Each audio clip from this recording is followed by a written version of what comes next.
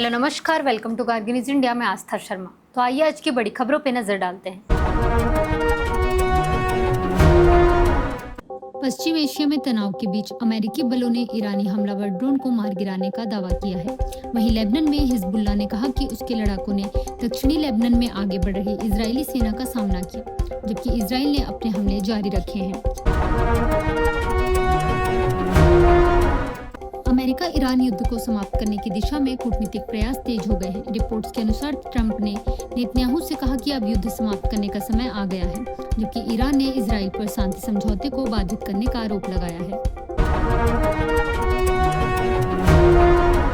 पाकिस्तान के प्रधानमंत्री शहबाज शरीफ ने दावा किया है कि अमेरिका और ईरान मसौदा समझौते के पाठ पर सहमत हो गए हैं। उन्होंने कहा कि दोनों देशों के बीच समझौता ज्ञापन पर हस्ताक्षर अगले कुछ दिनों में हो सकते हैं। अमेरिका और ईरान के बीच संभावित समझौते को लेकर सकारात्मक संकेत मिले हैं। प्रस्तावित डील में स्ट्रेट ऑफ हॉर्मज को फिर से खोलने और ईरान के परमाणु कार्यक्रम पर सहमति बनाने जैसे अहम मुद्दे शामिल हैं। अमेरिकी राष्ट्रपति डोनाल्ड ट्रंप ने दावा किया है कि वेनेजुएला में अमेरिकी सैन्य कार्रवाई में कुख्यात गैंग लीडर निन्यो गुरेरो मारा गया। गुरेरो फ्लोरेस पर कई गंभीर आपराधिक मामलों में आरोप तय किए गए थे।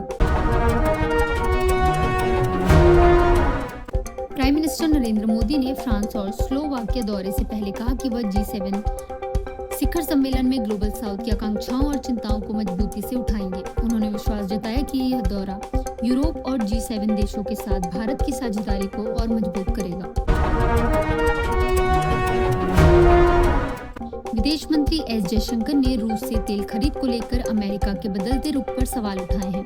उन्होंने कहा कि पहले भारत को रूसी तेल खरीदने के लिए कहा गया और बाद में उसी मुद्दे पर शुल्क लगाए गए। भारत ने जहाजों पर हुए हमलों के विरोध में अमेरिकी मिशन के वरिष्ठ राजनयिक को दूसरी बार तलब किया है।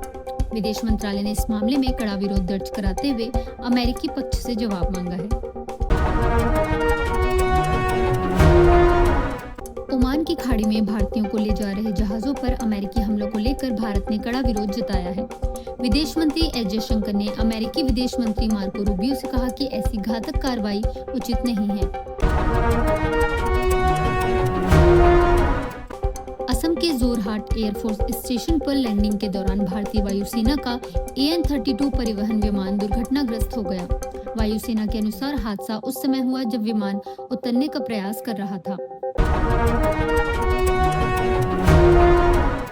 भारतीय नौसेना ने कोची जा रहे एक तेल टैंकर से बिना फटे मिसाइल वॉरहेड को सुरक्षित रूप से हटा दिया है। समय रहते कार्रवाई कर संभावित खतरे को टाल दिया गया।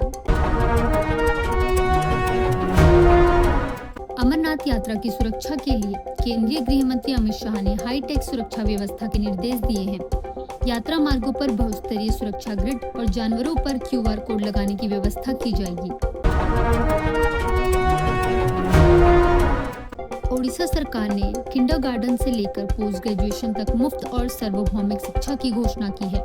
मुख्यमंत्री मोहन चरण मांझी ने भाजपा सरकार के 2 वर्ष पूरे होने पर इस फैसले का ऐलान किया।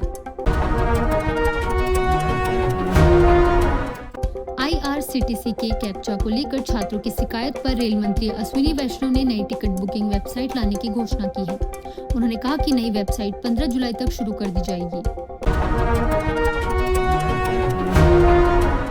तमिलनाडु के मुख्यमंत्री विजय ने MBBS में प्रवेश कक्षा 12वीं के अंकों के आधार पर देने की मांग उठाई है। उन्होंने यह मांग नीति आयोग की बैठक में रखी।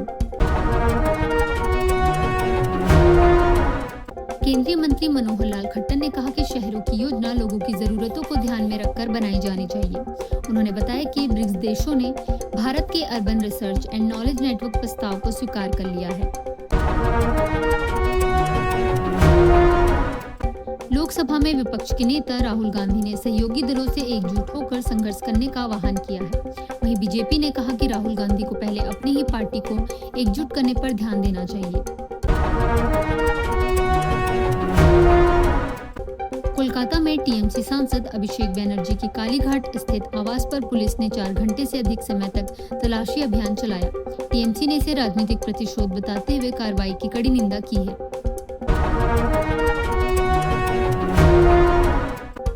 टीएमसी में अंदरूनी कलह गहराती दिख रही है, जहां बागी खेमे की संख्या बढ़कर 64 बताई जा रही है। इस घटनाक्रम ने पार्टी के भीतर बढ़ते संकट को और गहरा कर दिया है।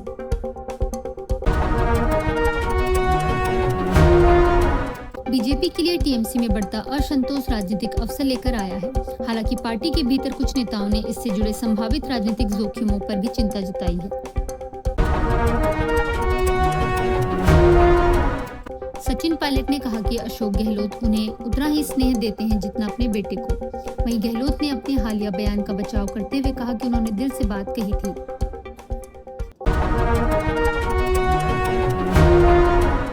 ये थी आज की बड़ी खबरें। बने रहिए गार्गी न्यूज इंडिया के साथ। मैं आस्था शर्मा, धन्यवाद।